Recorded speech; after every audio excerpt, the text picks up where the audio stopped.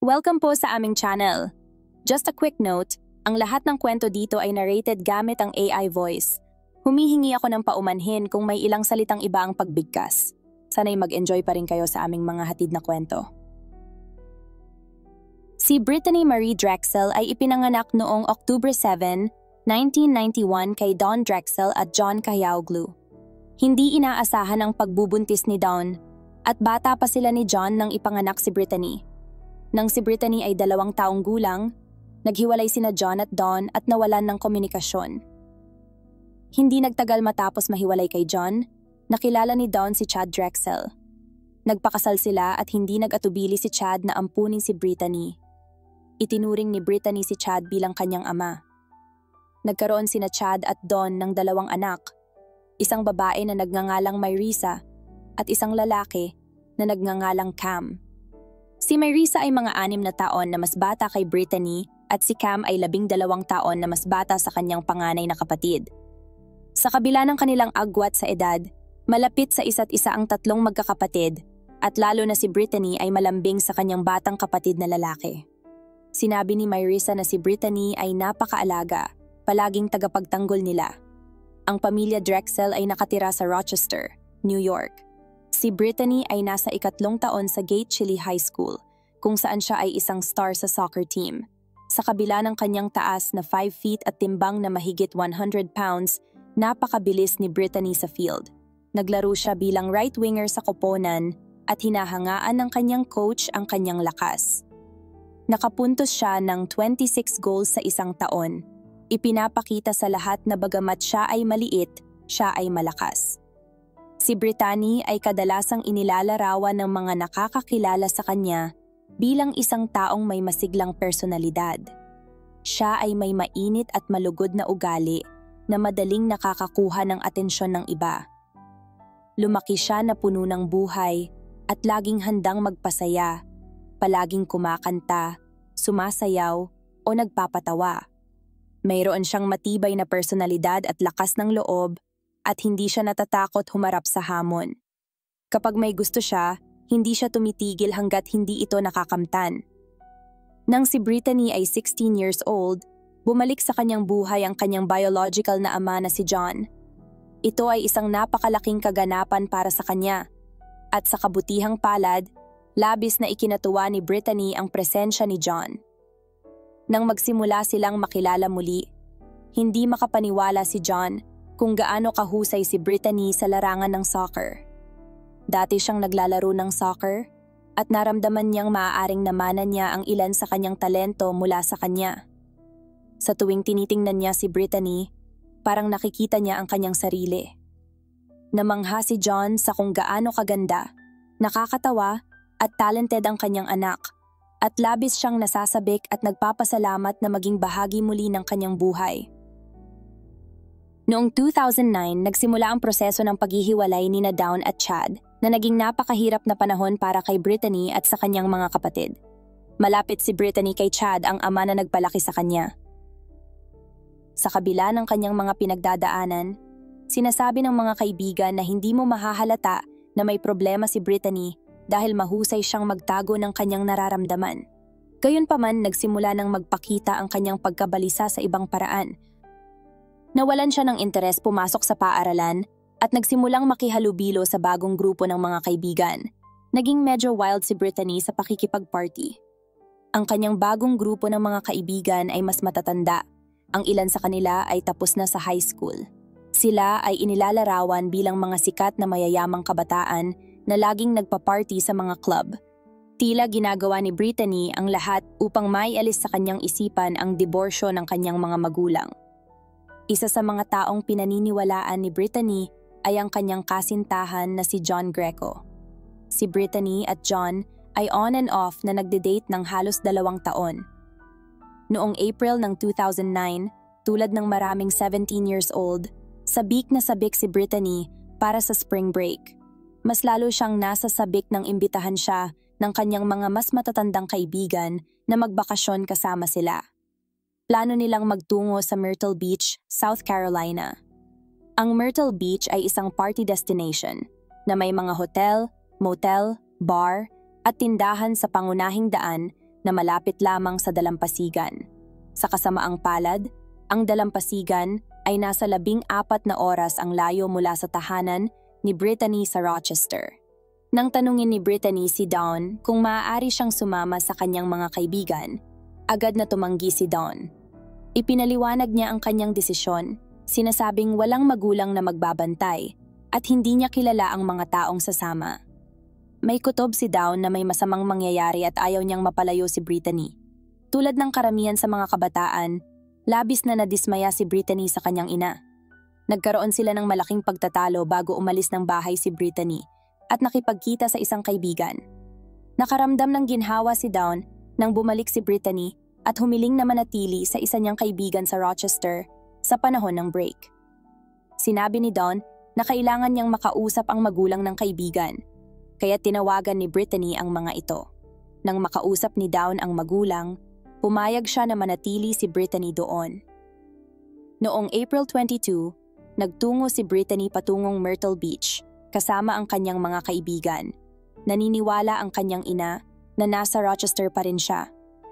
Dumating ang grupo sa Myrtle Beach noong umaga ng Huwebes, April 23, sabik na mag-party at mag-enjoy sa dalampasigan. Bagamat ilang beses nang inanyayahan ni Brittany ang kanyang kasintahang si John na sumama sa kanya sa dalampasigan, hindi ito makaalis sa trabaho. Sa buong biyahe at unang mga araw sa dalampasigan, nakadikit si Brittany sa kanyang cellphone, laging nagte-text kay John. Noong April 25, ilang araw pagkatapos dumating sa beach, sinabi ni Brittany kay John na hindi naging katulad ng inaasahan niya ang bakasyon. Nakipagtalo siya sa mga babaeng kasama niya sa biyahe at naramdaman niyang naiwan at nag-iisa. Nakahanap siya ng ibang kaibigan mula sa Rochester na nasa Myrtle Beach para sa spring break at nakisama sa kanya at sa kanyang mga kaibigan ng ilang beses at mas nag-enjoy siya sa kanila. Bigla na lang tumigil si Brittany sa pagsagot sa mga text ni John sa gitna ng kanilang pag-uusap. Ang huling text niya ay ipinadala noong 8:58 ng gabi. Agad na nag-alala si John. Hindi ugali ni Brittany na huwag pansinin ang kanyang mga text, lalo na sa gitna ng usapan. Maraming beses pa siyang nag-text at tumawag kay Brittany, ngunit hindi siya sumasagot. Sinabi ni John na may naramdaman siyang mali nang tumigil si Brittany sa pagtugon. Hindi siya naghintay ng matagal bago tawagan si Dawn. Sinabi niya kay Dawn na si Brittany ay nasa Myrtle Beach at hindi nila siya mahanap. Labis na nabigla si Dawn. Sinabi niya sa Sun News, "Parang bumagsak ang puso ko." Sabi ko, "Anong ibig mong sabihin na nasa Myrtle Beach si Brittany at hindi nila siya mahanap?" Agad na kumilos si Dawn. Ito mismo ang dahilan kung bakit ayaw niyang pumunta si Brittany sa Myrtle Beach. May mali, at si Dawn ay nasa mahigit 800 miles ang layo. Tinawagan niya ang biological na ama ni Brittany na si John, na nasa Tampa, Florida. Bagaman malayo rin ang Tampa mula sa South Carolina, hindi ito kasing layo ng Rochester. Gusto lang ni Dawn na may isang matanda na makarating doon kaagad at mahanap si Brittany. Sinimulan ni John ang kanyang biyahe patungong Myrtle Beach. Umaasa at nagdarasal na si Brittany ay nagiging iresponsable lamang at baka nawala lang niya ang kanyang telepono. Kailangan may simpleng paliwanag at kailangang nasa mabuting kalagayan si Brittany. Patuloy na tinatawagan ni Dawn ang cellphone ng kanyang anak na babae, ngunit hindi siya sumasagot. Nagdesisyon siyang tawagan ang isang kaibigan ng pamilya na nakatira sa isang marine base sa Camp Lejeune, North Carolina. Tinanong niya kung maaari nitong maglakbay ng halos 3 oras patungong Myrtle Beach at magpunta sa police station upang i-report na nawawala si Brittany. Agad na nagtungo ang kaibigan na ang pangalan ay John din. Pagdating ni John sa Myrtle Beach, agad siyang nagpunta sa hotel na tinutuluyan ni Brittany, ang Bar Harbor Hotel. Nalaman niyang wala ni isa sa mga babaeng kasama ni Brittany sa biyahe ang naroon sa hotel sa mga sandaling iyon. Malamang na nasa labas pa rin at nagpa-party. Tumawag siya sa 911 at isang opisyal mula sa Myrtle Beach Police Department ang tumugon sa hotel.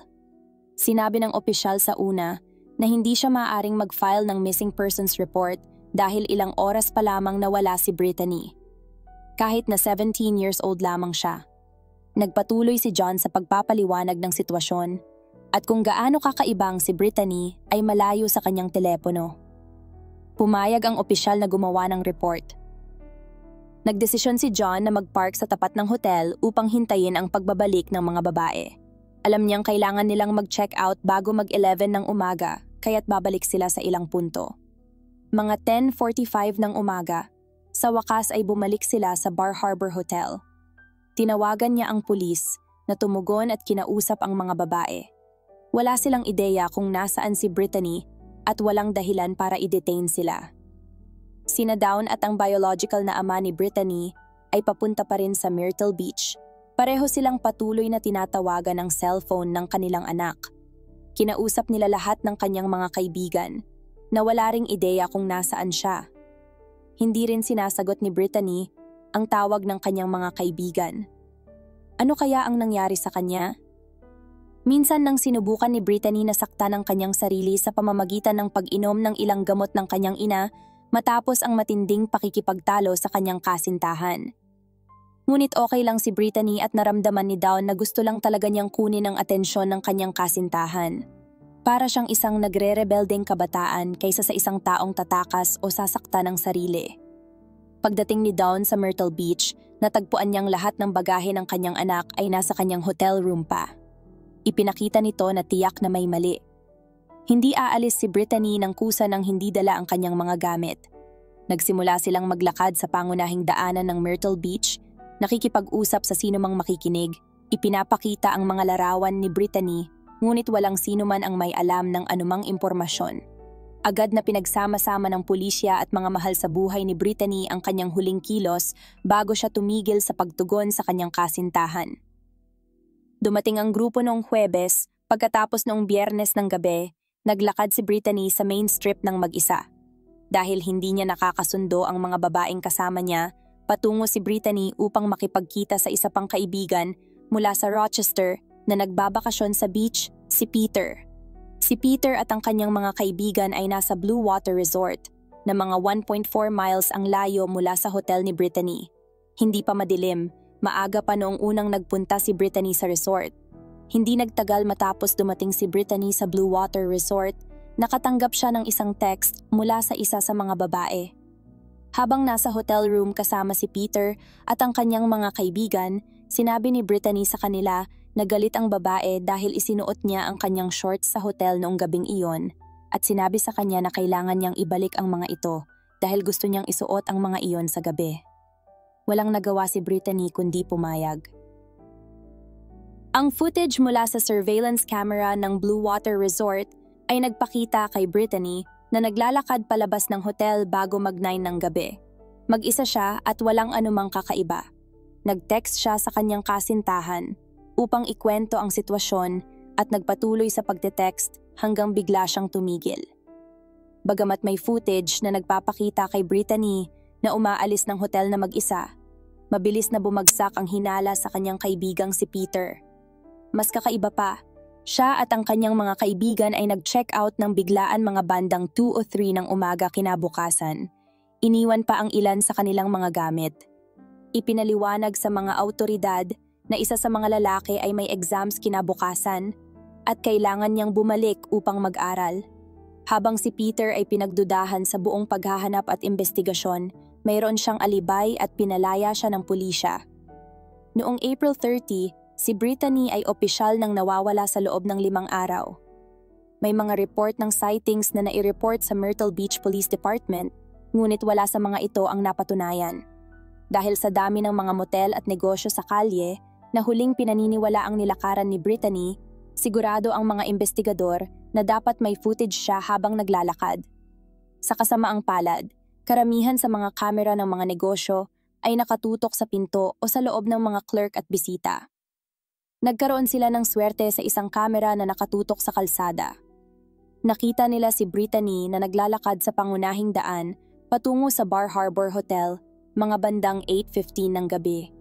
Nakayuko siya at hawak ang kanyang telepono na parang nagte-text.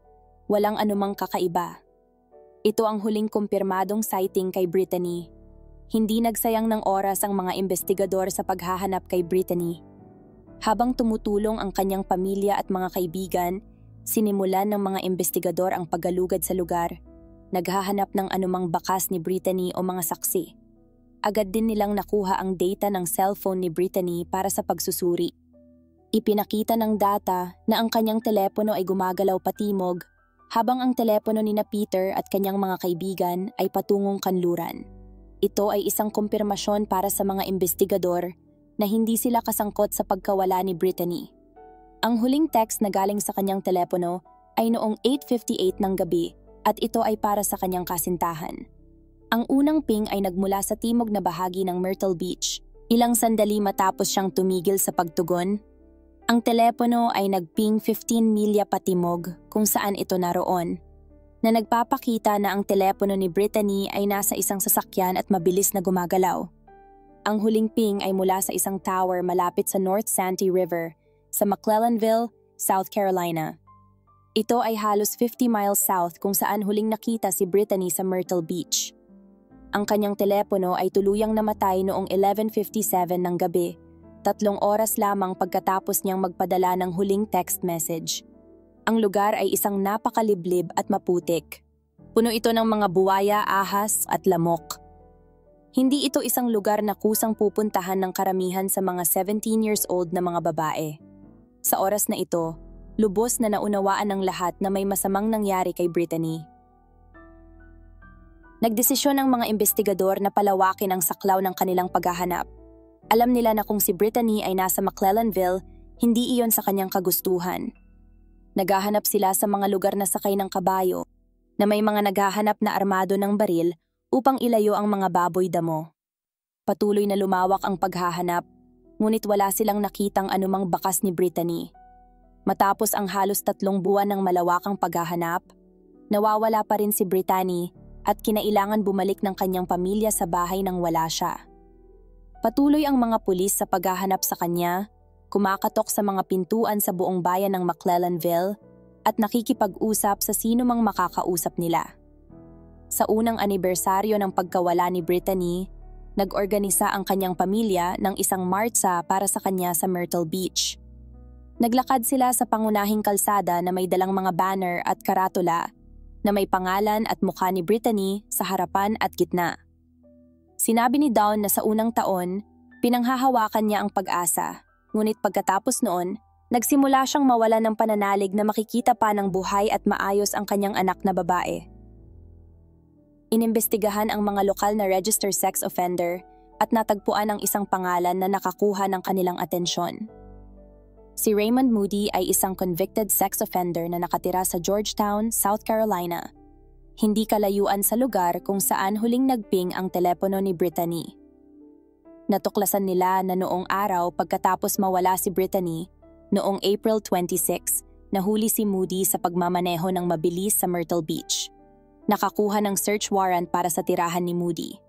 Sa panahon ng pagkawala ni Brittany, siya ay naninirahan sa Sunset Lodge Motel. Muli, hindi ito kalayuan sa lugar kung saan huling nagping ang telepono ni Brittany. Ang South Carolina Law Enforcement Division ay nagsilbi ng warrant at sinuri ang silid na tinutuluyan ni Moody. Mahigit 2 taon na mula nang mawala si Brittany, ngunit umaasa silang makakakita sila ng anumang bakas.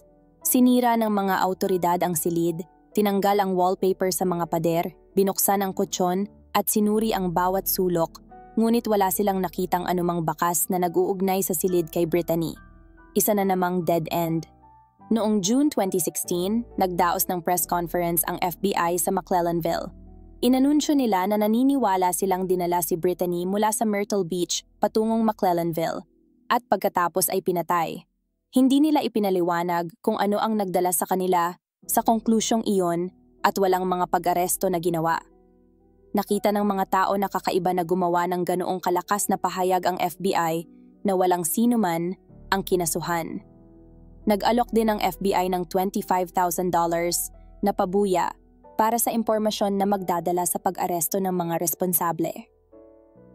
Patuloy na nakiusap si Dawn sa publiko na magbigay ng impormasyon upang maibalik ang kanyang anak at mailibing ng maayos. Sinabi ng mga autoridad kay Dawn na naniniwala silang ang kanyang anak ay hinalay ng grupo binugbog, binaril at pinakain sa mga buwaya.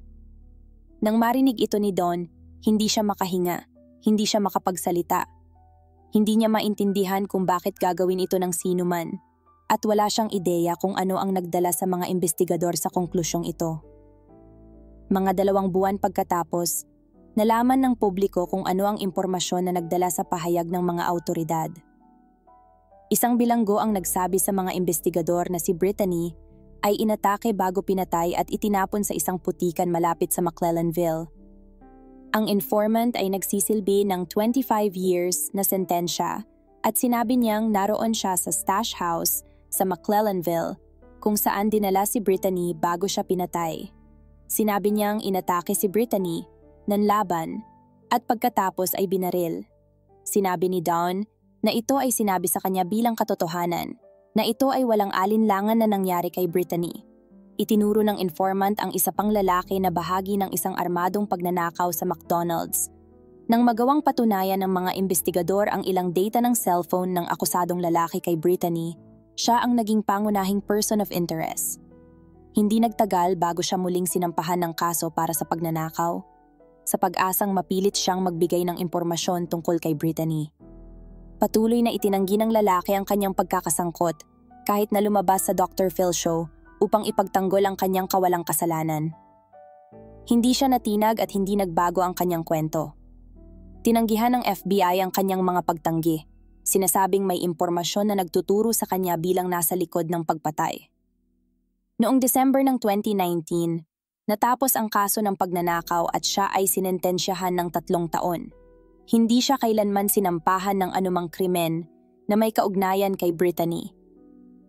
Noong 2019, 10 taon matapos mawala si Brittany, bagong mga ahente ng FBI ang naatasan sa kanyang kaso.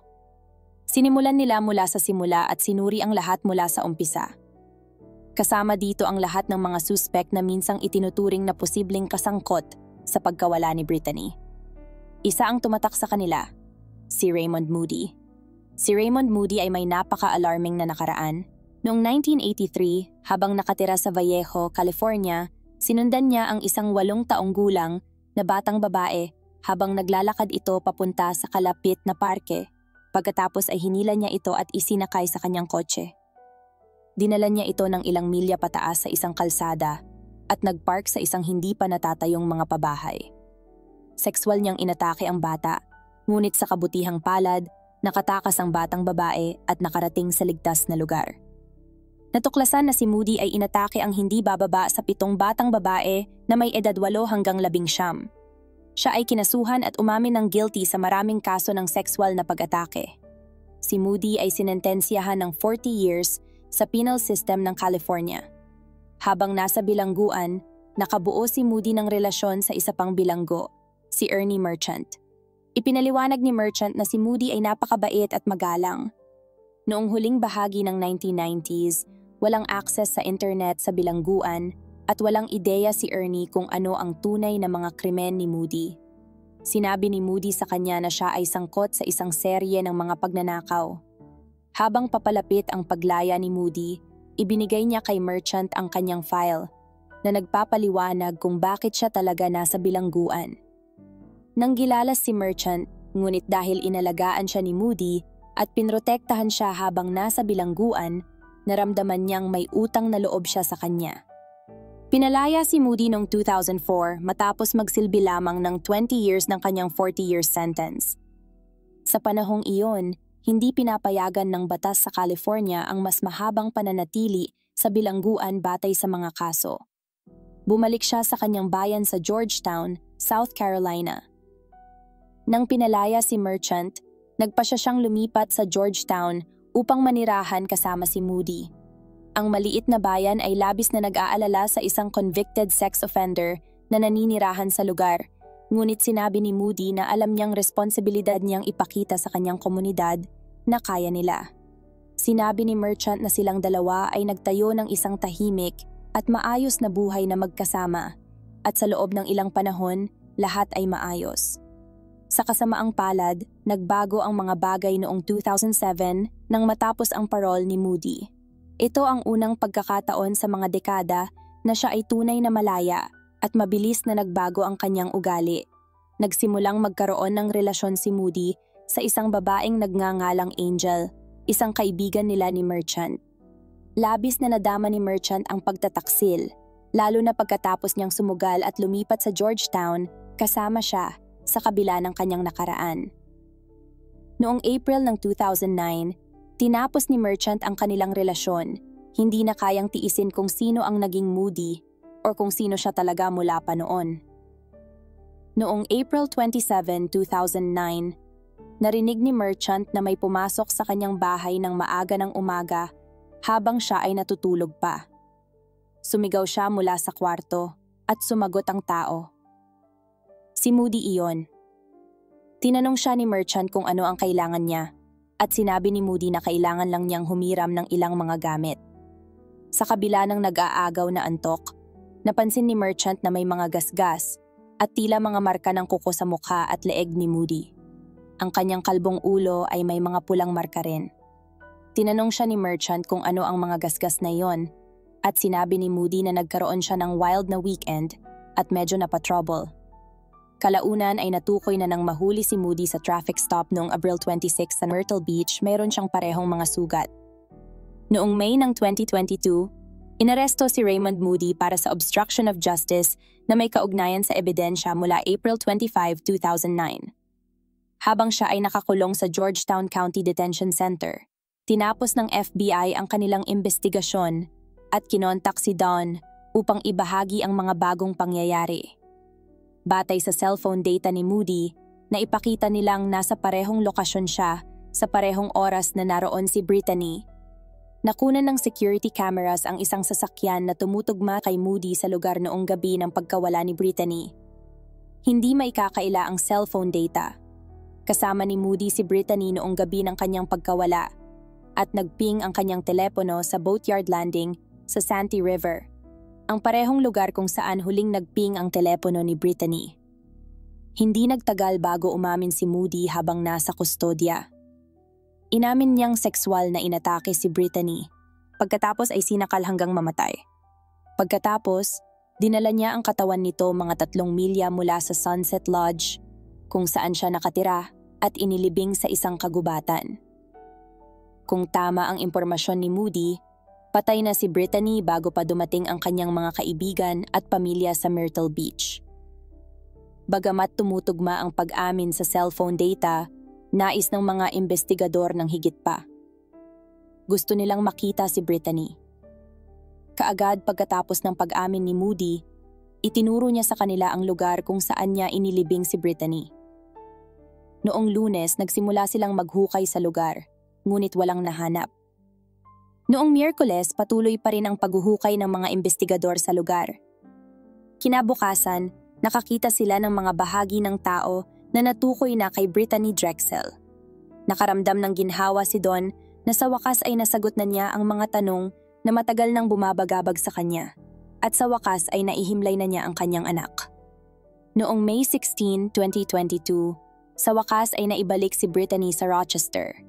Hindi akalain ng kanyang pamilya at mga kaibigan na darating pa ang araw na iyon. Si Raymond Moody ay kinasuhan ng pagpatay, kidnapping, at criminal sexual conduct.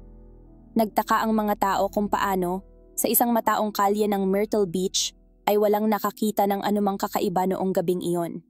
Sinabi ng prosecutor na naniniwala siyang kusang sumakay si Brittany sa sasakyan ni Moody noong gabing iyon. Sinabi ni Down na ayaw ng kanyang anak na maglakad muli ng 1.5 milya pabalik sa kanyang hotel, kaya't maaaring sumakay siya sa sasakyan para magpahatid. Nang lumampas sila sa kanyang hotel nang hindi humihinto, malamang na nagsimulang magpanik si Brittany. Pagkatapos ng press conference na nag-anunsyo na natagpuan na ang katawan Brittany, dinala ang kanyang pamilya at mga kaibigan sa lugar kung saan siya natagpuan. Bagamat napakahirap na nasa lugar kung saan siya iniwan at inilibing, nakatulong din ito upang magbigay ng closure. Naramdaman ni Down na matagal nang nakalibing si Brittany, kaya't nagdesisyon siyang ipakremate ito upang ang mga taong nagmamahal sa kanya ay magkaroon ng bahagi sa kanya. Noong October 2022, umamin si Raymond Moody sa kanyang mga kaso matapos niyang talikuran ang kanyang karapatan sa isang bond hearing at arraignment. Hinatulan siya ng hukom ng magkakasunod na 30 years para sa kaso ng kidnapping at criminal sexual conduct at habambuhay na pagkakakulong para sa kaso ng pagpatay. Hindi siya magiging karapat-dapat para sa parol. Siya ay kasalukuyang nagsisilbi ng kanyang sentensya sa Lieber Correctional Institute sa Ridgeville, South Carolina. Matapos maisara ang kaso ni Brittany, binigyan ni Down ang mga ahente ng FBI na nakahanap sa kanyang anak ng isang pendant na may larawan ni Brittany at may nakasulat sa likod na "Thank you for finding me." Noong Setyembre 2024, umamin ng kasalanan ang kasintahan ni Moody na si Angel Vows sa korte para sa mga kasong paggawa ng maling pahayag sa mga investigador kaugnay sa pagpatay kay Brittany. Ayon kay Vows at Moody, si Vows ay nasa sasakyan kasama ni Moody nang kunin nila si Brittany sa Myrtle Beach. Sinabi ni Moody kay Brittany kung gusto niyang mag-smoke ng marijuana at mag-party kasama nila at kusang sumakay si Brittany sa sasakyan. Dinala ni Moody sina Vows at Brittany sa isang campsite sa Georgetown County kung saan sa huli ay inatake at pinatay ni Moody si Brittany. Sinabi ni Vows na umalis siya sa campsite bago ang pag-atake at pagpatay. Sinabi rin niya na may dala si Brittany na kanyang cellphone, ngunit naniniwala ang mga ahente ng FBI na kinuha ni Vows ang cellphone at itinapon ito sa pagitan ng Georgetown at Charleston counties. Wala pang petsa para sa sentensya ni Vows, ngunit maaari siyang makulong ng hanggang 24 years. Bagamat tila hindi natin malalaman ang eksaktong nangyari noong gabi ng April 25 na nagdulot ng pagpatay kay Brittany, alam natin kung sino ang responsable sa kanyang kamatayan. Alam din natin na kung natapos ni Raymond Moody ang kanyang orihinal na sentensya sa California, malamang nabuhay pa si Brittany Drexel.